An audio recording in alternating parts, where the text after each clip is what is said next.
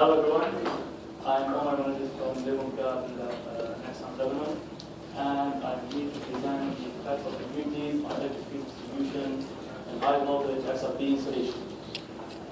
So, the objective of this presentation is to accurately identify and quantify the exact level of localized enhanced electric stresses caused by these tiny impurities. Then we can proceed in analyzing their effect on insulation performance like partial discharge, water draining, and so on. But without this knowledge, we can only make speculations about the situation.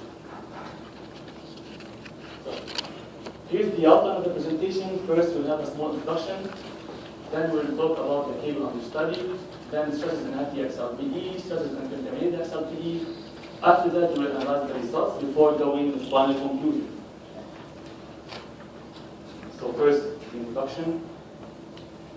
Here, the electric field distribution in XLPE depends first on the voltage level and on the dimensions of insulation, so the diameter under insulation and the diameter over insulation. We get maximum stress on the inner semicon insulation interface, and we get the minimum stress on the outer semicon insulation interface. Now, in presence of impurity, we will have localized enhanced stresses. And these stresses will depend on the material of impurity, so its permittivity. Also, on the shape of impurities, so impurities having sharp edges tend to have higher stresses. Also, it will depend on the size of impurities, so impurities having large sizes tend to have higher stresses. In literature review, they have only simulated using the finite element method the effect of a circular shaped void, which is not our case. So, to be able to simulate the real-life situations, we have first to take a microscopic photo of the impurity. Then we have to perform image processing to detect the boundaries. And then we will calculate the stresses using the finite element method.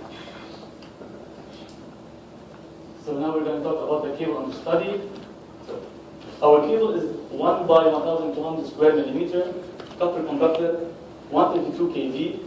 So diameter over conductor sheet is 47 mm. XLPE thickness is 1.6 millimeter, and material of impurity is calcium carbonate, which is non-conductive. So stresses in healthy XLPE. Here we have two computation methods to calculate these stresses. First one is the mathematical approach. Second one is the FEM approach using GMesh and GetPG free software. We will start with the mathematical approach here. We are going to use this famous formula, Ex equals V over X log E R over R, where V is the phase to ground voltage, X is the distance from the center of conductor to the desired point here. To here. We have big R is the radius above insulation, small r is the radius under insulation. We get maximum stress when X equal to small r. So at this point on the inner semicon, so Emax is 4,961 volts per mm. We get minimum stress when X equal to big R on the outer semicon. So Emin is 2,585 volts per mm in our case. So now for the FEM approach using GMesh and GetDP. Here we are going to solve Laplace's equation, which is gradient square of V equal to 0. We get a maximum stress of 4,932 volts per mm and a minimum stress of 2,591 volts per mm, which is almost the same as the mathematical approach. This figure here shows the results. Stress ranges from 4,900 to 2,500. And to better understand this figure, we are going to plot it in 3D in MATLAB. So this is MATLAB presentation of the results.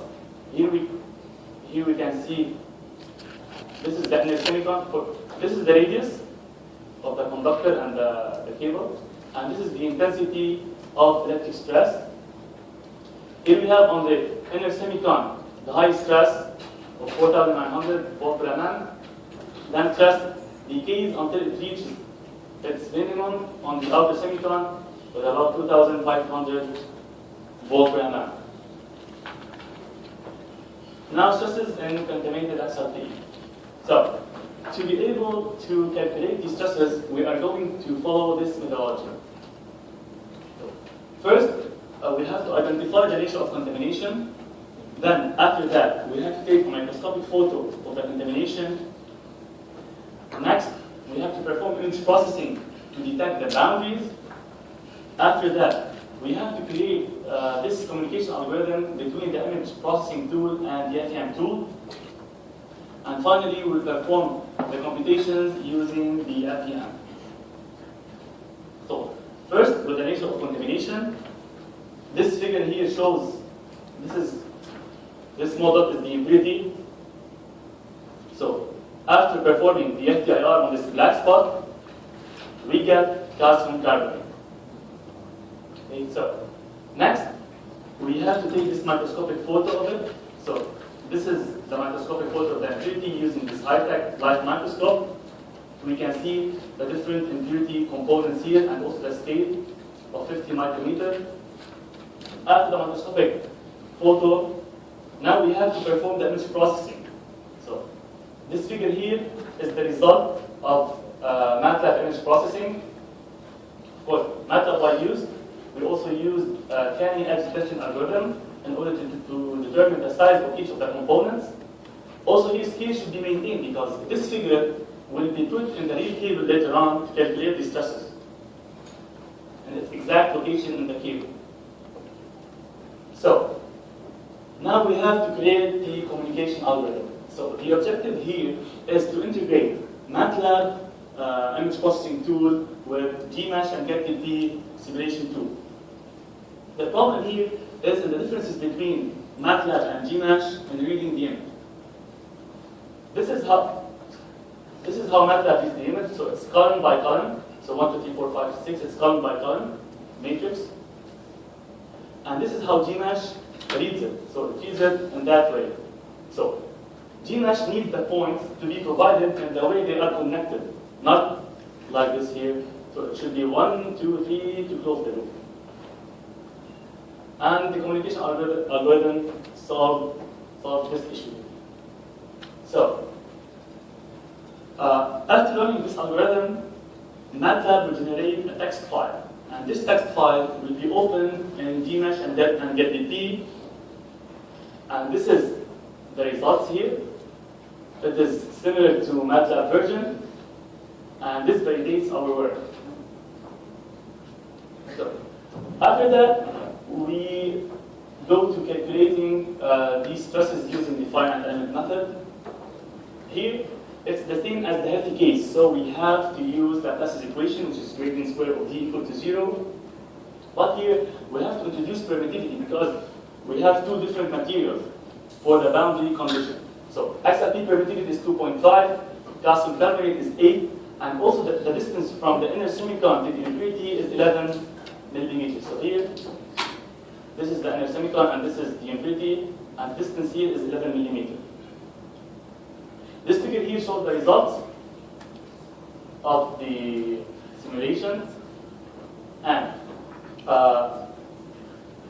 as we can see, this very small dot is the impurity. So in order to see it in a clear way, we have to zoom in, and this is the zoomed view of the simulation.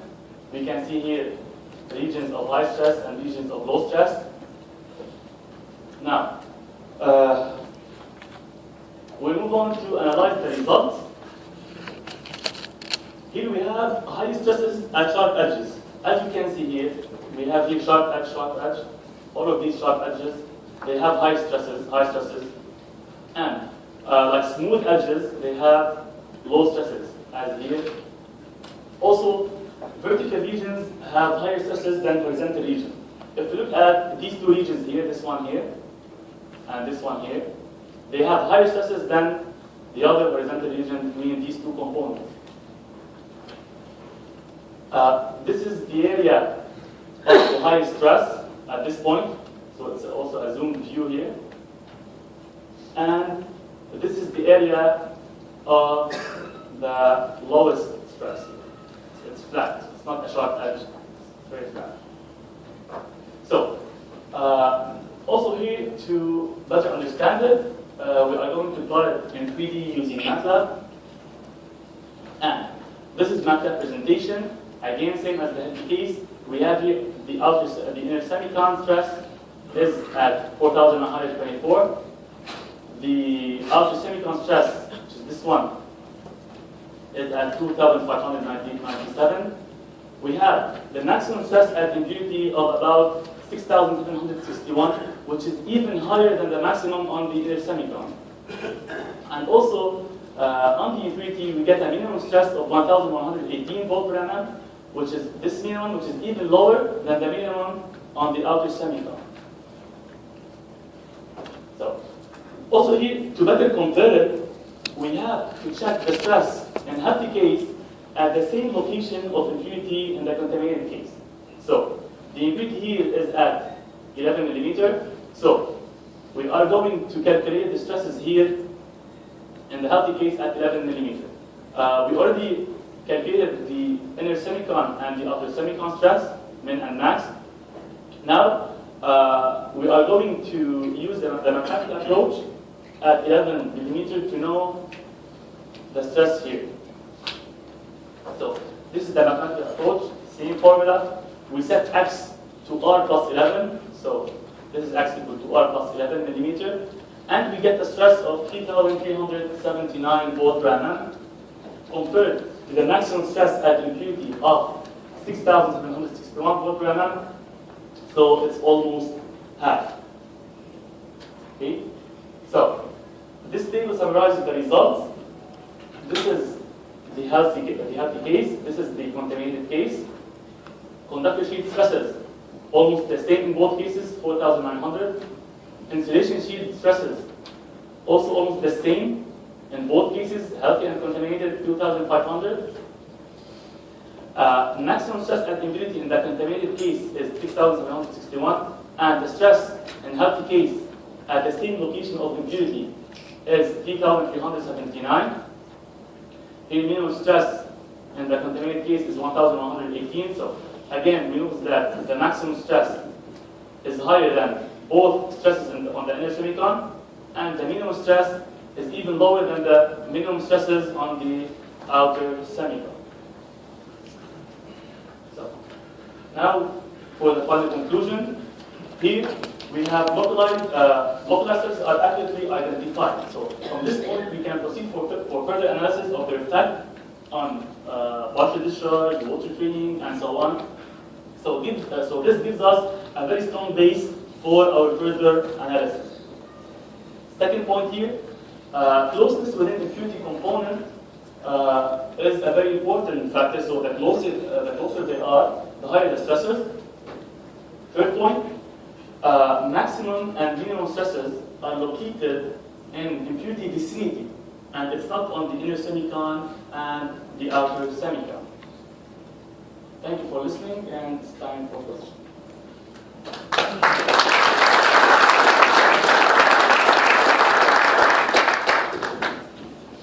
Okay, thanks very much, Emma, for that well-explained presentation. I can see a question already. So, how do any other type of impurities affect the distribution? Because in this study, it seems like you've only shown calcium carbonate. But say if we had some other type of impurity, would it be equivalent? And we have, for the results, I have to simulate the results, but for the methodology, you can go back to this methodology here. So first you have to get the nature of contamination. After getting this, like for example, chloride, okay, and then chloride has a different permittivity than calcium carbonate. So you inject this permittivity here, instead of 8. Even if you have EPR, not always for any insulation material. So the case study was on XLPE, but this simulation can be done for any material. So it depends on the permittivity. So you just change the permittivities here, and you change the distance from the inner semicon to the impurity to get the results. It's very simple. Thank you. Not that the shape of the has to be shaped. Even if the shape, for the shape of the impurity, you have here the image processing. So if you take a microscopic photo of another impurity and you perform this image processing algorithm, you will get different shape. Different shape, you have different simulation results. So I showed this case study just to illustrate my point, but this study can be done to any impurity, any material, but first you have to follow this methodology. You have to know the material by FTIR to get the permittivity, and then you have to take a microscopic photo to make the image processing, and then you simulate it. Simple. Okay? How accurate is, I'm sorry,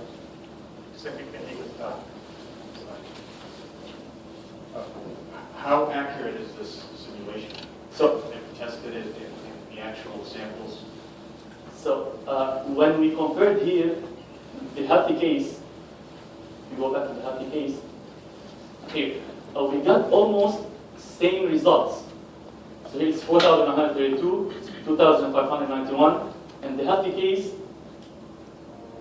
we got similar results. So this validates our work and our assumptions. Also, this study is based on electrostatics. So this means you have no free charges. Okay, so when you have free charges, you have to use magnetodynamic, and it's another whole story, which is next step. So this is only for electrostatics. Okay, assuming there's no free charges. Okay. Any other questions?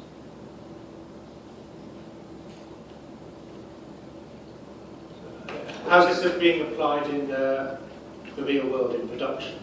Excuse me?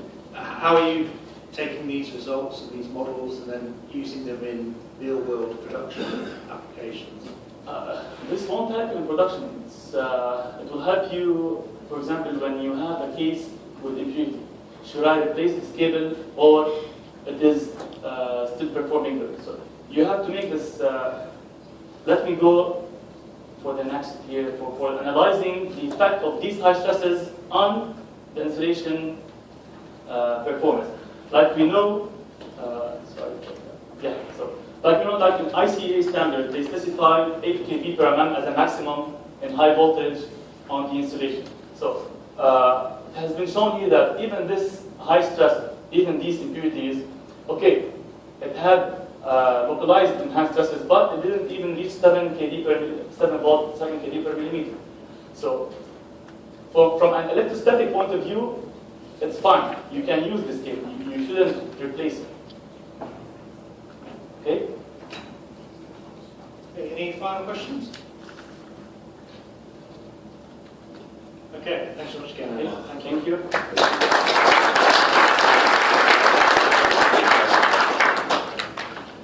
Okay, we now move on to our next session, which is on process innovation. And to get things underway, we have a paper